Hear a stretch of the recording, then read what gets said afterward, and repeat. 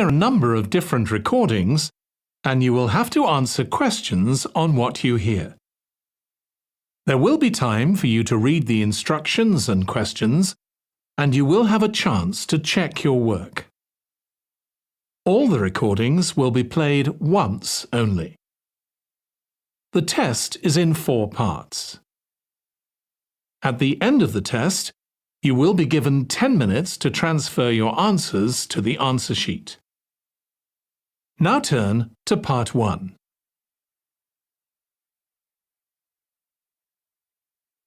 Part 1.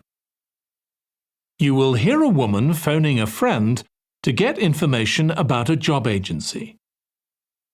First, you have some time to look at questions 1 to 5.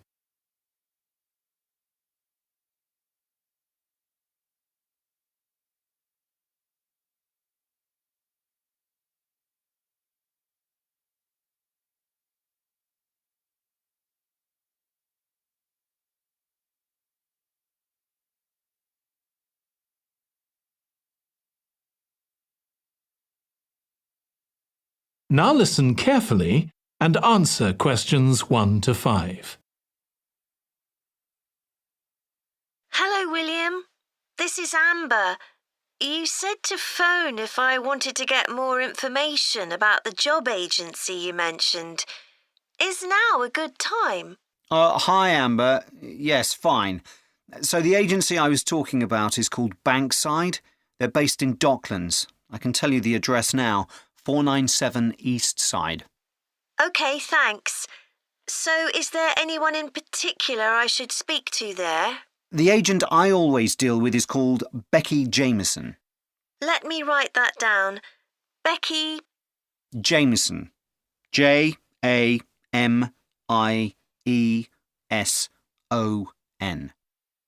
Do you have her direct line?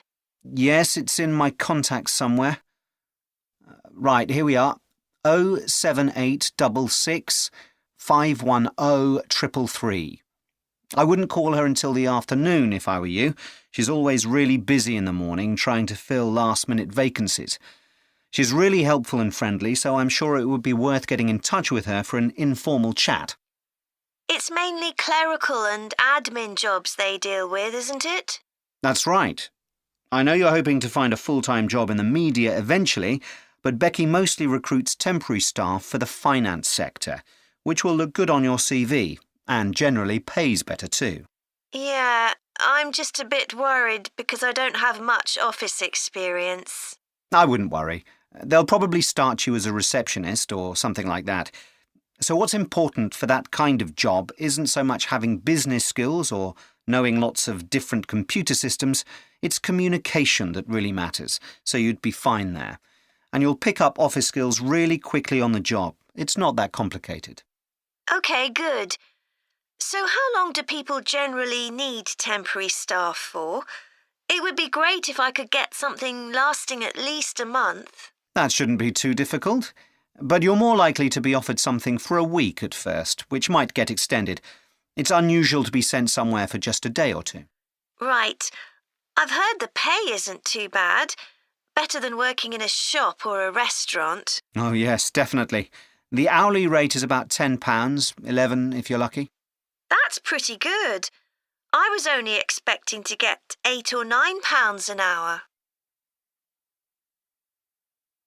Before you hear the rest of the conversation, you have some time to look at questions 6 to 10.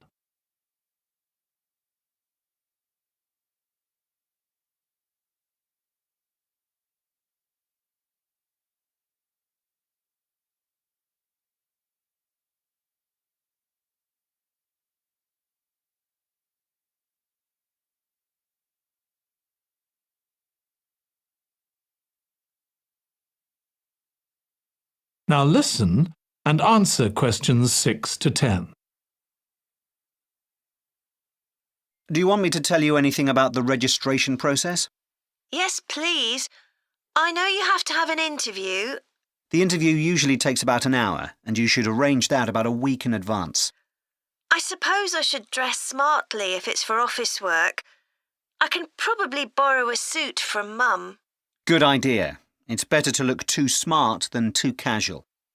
Will I need to bring copies of my exam certificates or anything like that? No, they don't need to see those, I don't think. What about my passport? Oh yes, they will ask to see that. OK. I wouldn't get stressed about the interview, though. It's just a chance for them to build a relationship with you, so they can try and match you to a job which you'll like. So there are questions about personality that they always ask candidates, fairly basic ones, and they probably won't ask anything too difficult, like what your plans are for the future. Hope not. Anyway, there are lots of benefits to using an agency. For example, the interview will be useful because they'll give you feedback on your performance so you can improve next time. And they'll have access to jobs which aren't advertised. Exactly. Most temporary jobs aren't advertised. And I expect finding a temporary job this way takes a lot less time. It's much easier than ringing up individual companies. Yes, indeed. Well, I think I've covered it. That is the end of part 1. You now have 1 minute to check your answers to part 1.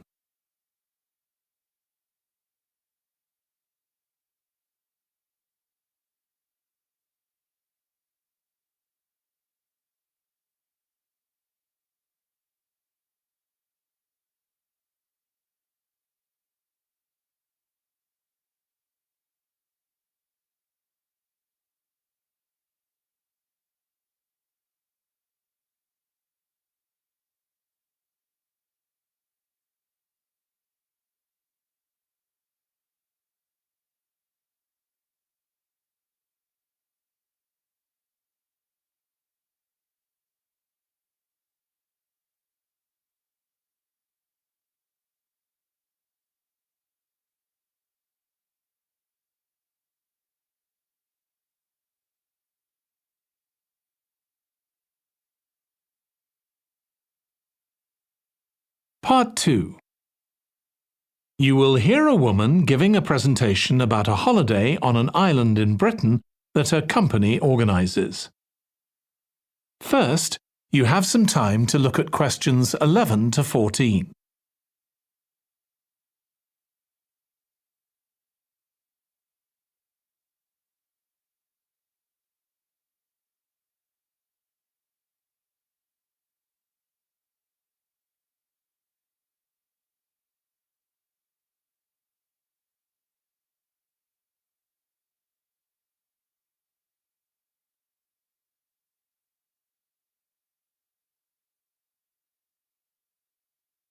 Now listen carefully and answer questions 11 to 14. Good morning. My name's Erica Matthews, and I'm the owner of Matthews Island Holidays, a company set up by my parents. Thank you for coming to this presentation, in which I hope to interest you in what we have to offer. We're a small family-run company, and we believe in the importance of the personal touch. So we don't aim to compete with other companies on the number of customers. What we do is build on our many years' experience, more than almost any other rail holiday company, to ensure we provide perfect holidays in a small number of destinations, which we've got to know extremely well. I'll start with our 6-day Isle of Man holiday. This is a fascinating island in the Irish Sea, with Wales to the south, England to the east, Scotland to the north, and Northern Ireland to the west. Our holiday starts in Heysham, where your tour manager will meet you. Then you'll travel by ferry to the Isle of Man. Some people prefer to fly from Luton instead, and another popular option is to go by train to Liverpool and take a ferry from there. You have 5 nights in the hotel, and the price covers 5 breakfasts and dinners, and lunch on the 3 days when there are organised trips. Day 4 is free, and most people have lunch in a cafe or restaurant in Douglas. The price of the holiday includes the ferry to the Isle of Man, all travel on the island, the hotel, and the meals I've mentioned. Incidentally, We try to make booking our holidays as simple and fair as possible. So, unlike with many companies, the price is the same whether you book 6 months in advance or at the last minute, and there's no supplement for single rooms in hotels. If you make a booking, then need to change the start date, for example because of illness, you're welcome to change to an alternative date or a different tour for a small administrative fee. Before you hear the rest of the talk, you have some time to look at questions 15 to 20.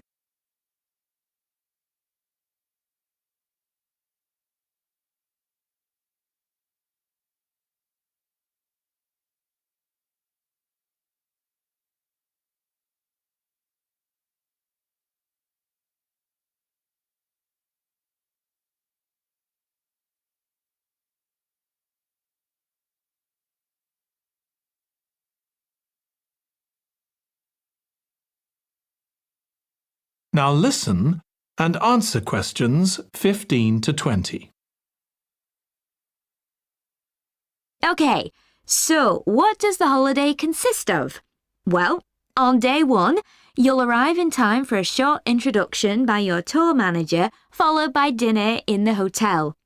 The dining room looks out at the river, close to where it flows into the harbour, and there's usually plenty of activity going on.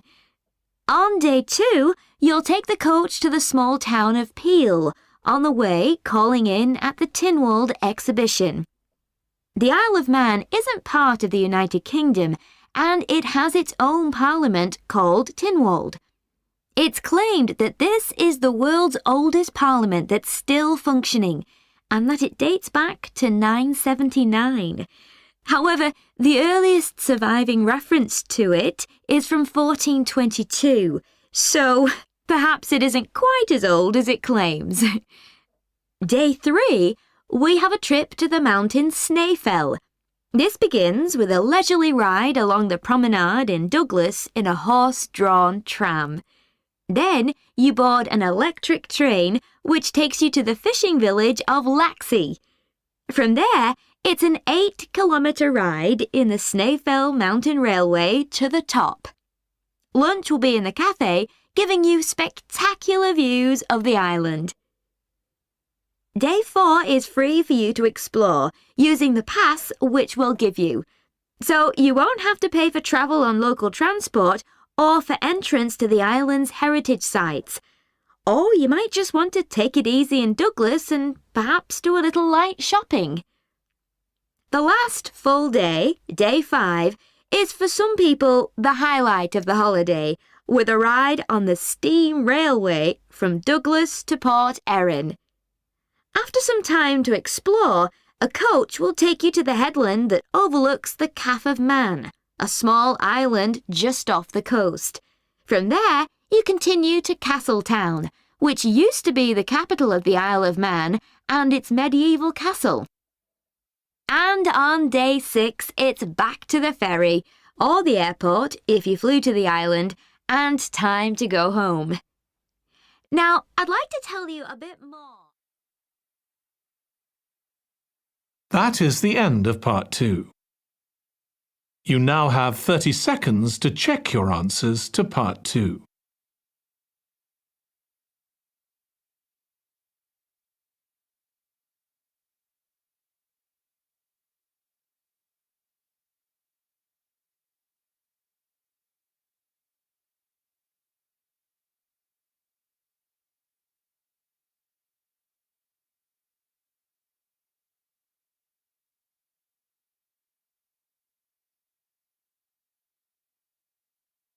Part 3. You will hear 2 psychology students discussing the effects of the order in which the children in a family are born. First, you have some time to look at questions 21 to 26.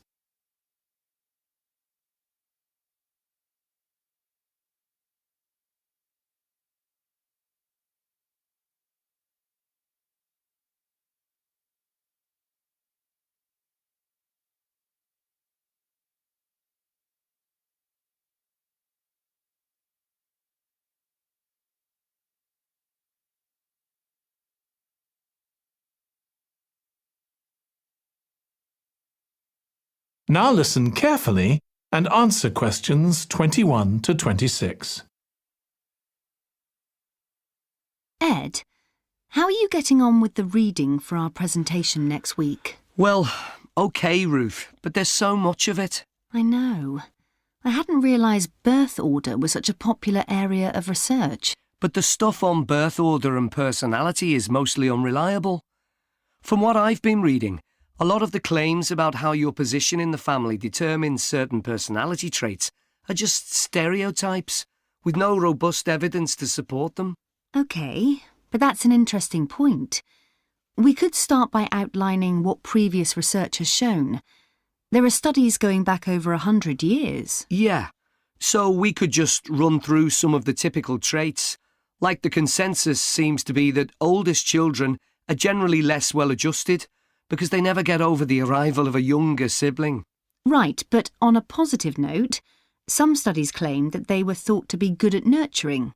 Certainly in the past, when people had large families, they would have been expected to look after the younger ones. There isn't such a clear picture for middle children, but one trait that a lot of the studies mention is that they are easier to get on with than older or younger siblings. Generally eager to please and helpful, although that's certainly not accurate as far as my family goes. My middle brother was a nightmare, always causing fights and envious of whatever I had. As I said, none of this seems to relate to my own experience. I'm the youngest in my family, and I don't recognise myself in any of the studies I've read about. I'm supposed to have been a sociable and confident child who made friends easily, but I was actually terribly shy. Really? That's funny. There have been hundreds of studies on twins, but mostly about nurture versus nature. There was one on personality which said that a twin is likely to be quite shy in social situations because they always have their twin around to depend on for support. My cousins were like that when they were small. They were only interested in each other and found it hard to engage with other kids. They're fine now, though. Only children have had a really bad press. A lot of studies have branded them as loners who think the world revolves around them because they've never had to fight for their parents' attention. That does seem a bit harsh. One category I hadn't considered before was children with much older siblings.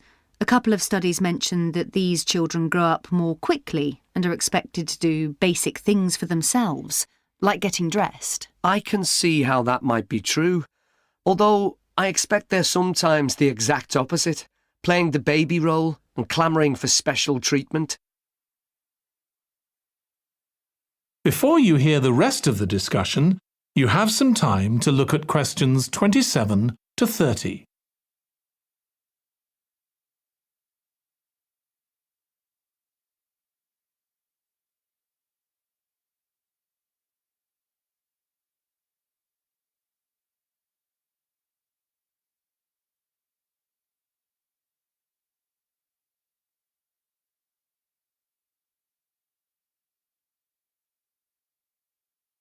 Now listen and answer questions 27 to 30. What was the problem with most of these studies, do you think? I think it was because, in a lot of cases, data was collected from only one sibling per family, who rated him or herself and his or her siblings at the same time. Some of the old research into the relationship between birth order and academic achievement has been proved to be accurate, though. Performances in intelligence tests declined slightly from the eldest child to his or her younger siblings. This has been proved in lots of recent studies. Yes, although what many of them didn't take into consideration was family size. The more siblings there are, the likelier the family is to have a low socio-economic status, which can also account for differences between siblings in academic performance. The oldest boy might be given more opportunities than his younger sisters, for example. Exactly. But the main reason for the marginally higher academic performance of oldest children is quite surprising, I think. It's not only that they benefit intellectually from extra attention at a young age, which is what I would have expected. It's that they benefit from being teachers for their younger siblings by verbalising processes. Right. and this gives them status and confidence, which again contributes in a small way to better performance. So, would you say sibling rivalry has been a useful thing for you? I think so. My younger brother was incredibly annoying, and we fought a lot, but I think this has made me a stronger person. I know how to defend myself. We had some terrible arguments, and I would have died rather than apologise to him. But we had to put up with each other, and most of the time we coexisted amicably enough. Yes, my situation was pretty similar. But I don't think having two older brothers made me any less selfish. I was never prepared to let my brothers use any of my stuff. That's perfectly normal, whereas sometimes... That is the end of part 3. You now have 30 seconds to check your answers to part 3.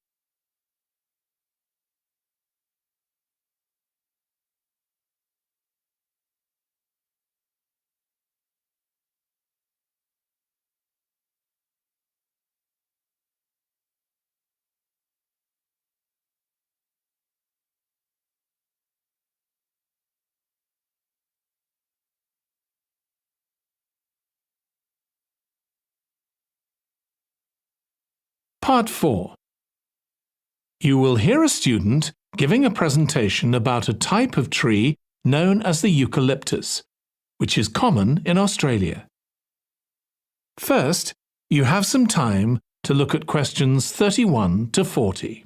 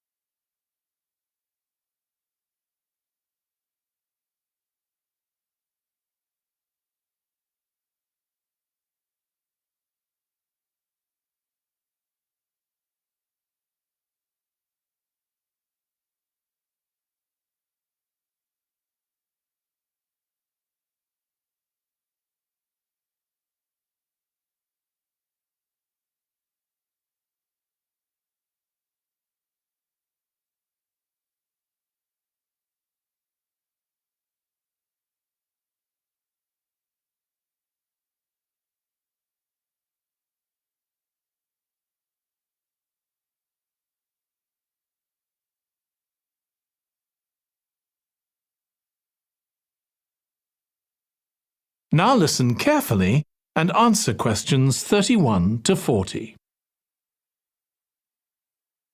Today, I'm going to talk about the eucalyptus tree. This is a very common tree here in Australia, where it's also sometimes called the gum tree. First, I'm going to talk about why it's important. Then I'm going to describe some problems it faces at present. Right, well, the eucalyptus tree is an important tree for lots of reasons. For example, it gives shelter to creatures like birds and bats, and these and other species also depend on it for food, particularly the nectar from its flowers. So it supports biodiversity. It's useful to us humans too, because we can kill germs with a disinfectant made from oil extracted from eucalyptus leaves. The eucalyptus grows all over Australia, and the trees can live for up to 400 years. So it's alarming that all across the country, numbers of eucalyptus are falling because the trees are dying off prematurely. So, what are the reasons for this? One possible reason is disease. As far back as the 1970s, the trees started getting a disease called Mundula yellows. The tree's leaves would gradually turn yellow, then the tree would die.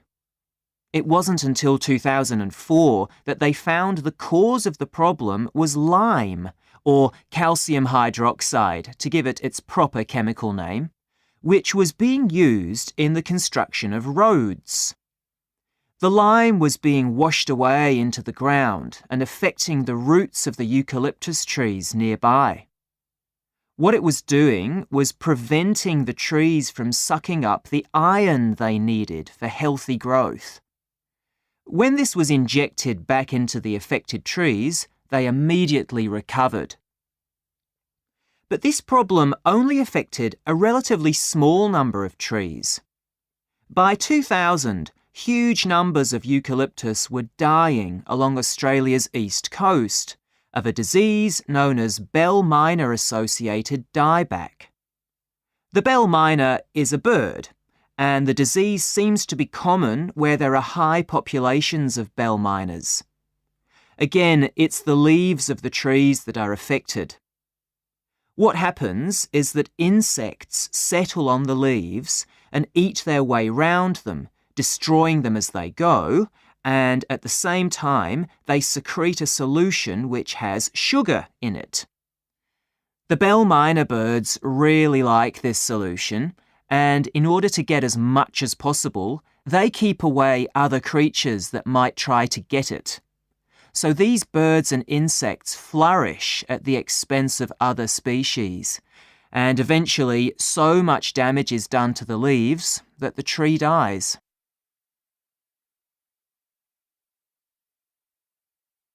But experts say that trees can start looking sick before any sign of bell miner-associated dieback.